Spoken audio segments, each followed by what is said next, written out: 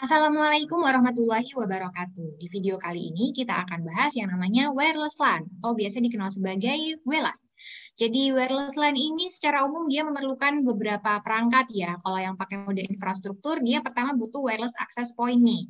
Dia memusatkan sinyal nirkabel dari pengguna dan menyambungkan ke infrastruktur jaringan berbasis kabel yang ada. Jadi contohnya di gambar di atas ini ya, kita punya access point, wireless access point di sini, dia menyediakan komunikasi wireless dengan perangkat-perangkat yang ada di sekitarnya. Misalnya nih ada laptop, kemudian ada smartphone, tablet, dan lain-lain, itu memusatkan sinyal nirkabelnya ke dari pengguna. Dan kemudian dia juga menyambungkan ke infrastruktur jaringan berbasis kabel yang ada. Jadi kalau misalnya dia terhubung ke internet melalui kabel, nah ini ya, jadi dia maksudnya seperti itu yang menyambungkan ke infrastruktur jaringan berbasis kabel yang ada. Sebenarnya bisa-bisa aja sih dia terhubung ke internet melalui wireless dengan perangkat lainnya gitu ya. Tapi di sini contohnya adalah yang pakai kabel.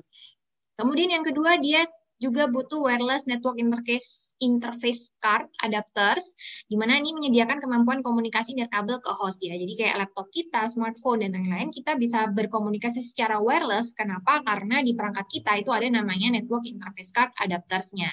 Nah, jadi standar wireless LAN ini ada macam-macam ya, ada 802.11a, B, C, G, N, AC, dan lain-lain. Kalau kita mau beli perangkat wireless itu kita harus hati-hati ya, pastikan perangkat kita itu kompatibel, karena bisa aja nih misalnya access point kita itu standarnya 802.N misalnya. Kemudian kita perangkat eh, adapter yang kita beli yang adapter yang lepasan gitu ya, itu perangkatnya itu pakai protokol yang 802.A misalnya, 802.11.A. Nah, ini kan bisa jadi tidak kompatibel, jadi mereka tidak bisa berkomunikasi. Meskipun sama-sama dia wireless, teknologi wireless 802.11, tapi karena dia standarnya berbeda, dia tidak bisa berkomunikasi dengan baik. Jadi kita harus memastikannya.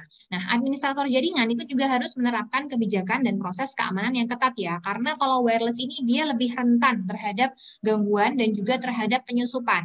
Kalau misalnya kita pakai kabel itu kan agak sulit ya, kalau misalnya mau menyusup kita harus secara fisik tercolok ke perangkatnya misalnya, atau agak sulit juga kalau kita motong kabel terus menyambungkan ulang, itu kan butuh waktu yang dan effort yang luar biasa lebih daripada wireless. Kalau wireless ya tinggal nyalain aja sinyalnya, kita coba hubungkan dengan perangkat yang ada secara wireless, nanti kita bisa menyadap kalau kita tahu trik-triknya. Atau mungkin dengan gangguan-gangguan lain ya. Wireless ini juga rentan terhadap gangguan, misalnya terhadap atenuasi, pelemahan jaringan kalau misalnya cuacanya buruk, atau dengan kondisi ruangan ya, ada banyak barang atau nabrak-nabrak tembok. Nah, itu juga harus diperhatikan peletakan akses point-nya. Jadi, administrator jaringan ini perlu berhati-hati dan perlu kebijakan proses yang lebih seksama ketika mengatur yang namanya wireless network. Ini ada dua mode operasi di IEEE 802.11. Di sini ada dua contoh mode ya. Yang pertama adalah infrastruktur mode. Infrastruktur mode ini dia ada yang terpusat ini ya. Ini adalah DS ini distribution system. Kemudian ini ada AP ini access point. Kemudian ini STA ini maksudnya adalah stasiun hostnya ini ya. Jadi setiap stasiun itu terhubung, kalau mau berkomunikasi dengan stasiun lainnya harus melalui access point. Nah, di sini misalnya ada STA ini mau komunikasi dengan perangkat yang di sebelah kanan ini, maka dia harus terhubung ke akses point dulu, baru bisa saling berkomunikasi. Jadi dia terpusat gitu ya, infrastruktur mode. Sedangkan kalau kita yang pakai ad hoc mode, dia bisa langsung komunikasi antar perangkat tanpa memerlukan akses point.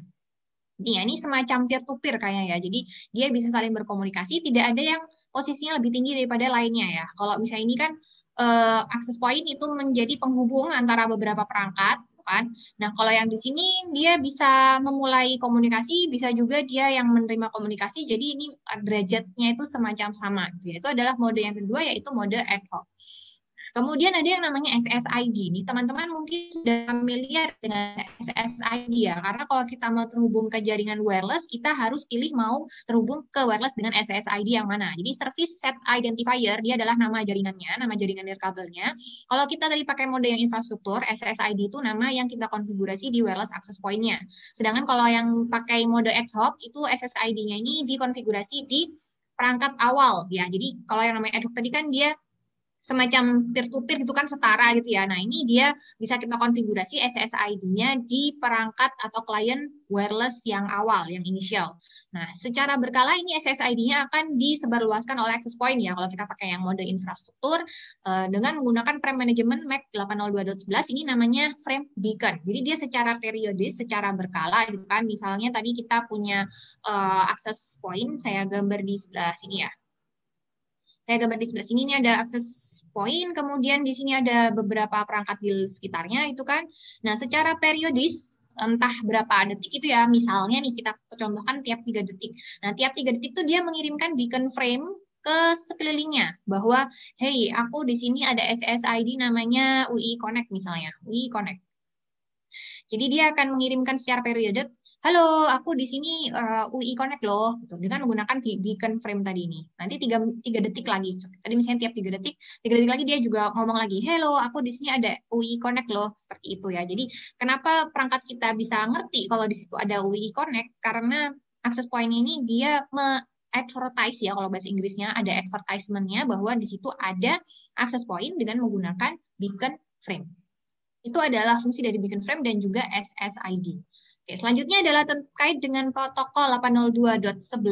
Kita lihat bahwa kalau 802.11 ini dia mencakup layernya layer fisikal dan juga layer MAC di sini ya. Jadi sama seperti teknologi Ethernet, token bus, token ring ini, dia mengatur atau bertanggung jawab atas lapisan yang MAC di sini dan juga lapisan fisikal. Nah, kalau kita lihat di frame-nya, yang wireless ini ya, ada MAC header, frame body, dan frame check sequence seperti pada umumnya. Kita lihat di sini ini untuk frame body-nya, di frame check sequence-nya, kita lihat di bagian MAC header-nya dia ada banyak fields ya. Ini ada 2 bytes, yang atas ini dia ukuran bytes-nya ya. Dia ada 2 bytes frame control, 2 bytes duration-nya, kemudian ada 6 bytes ini destination MAC address, ini kemudian ada 6 bytes address, nah ini kemudian ada 6 bytes lagi address. Jadi kalau di wireless dia ada 3 alamat pada umumnya, satu adalah MAC address tujuan, ada MAC address sumber, dan ada juga MAC address untuk ininya, backbone-nya kalau nggak salah. Jadi access point-nya itu juga dia dicatat juga gitu MAC address-nya ya. Seperti itu. Nah, di sini dari 2 bytes frame control ini dia kalau kita breakdown ada banyak field lagi nih. Misalnya ini ada 2 bit protokol, ada 1 bit yang tentang from distribution systemnya, 1 bit more fragment, 1 bit power management, dan lain-lain. Jadi kita lihat bahwa kalau komunikasi wireless, dia itu membutuhkan banyak kontrol ya.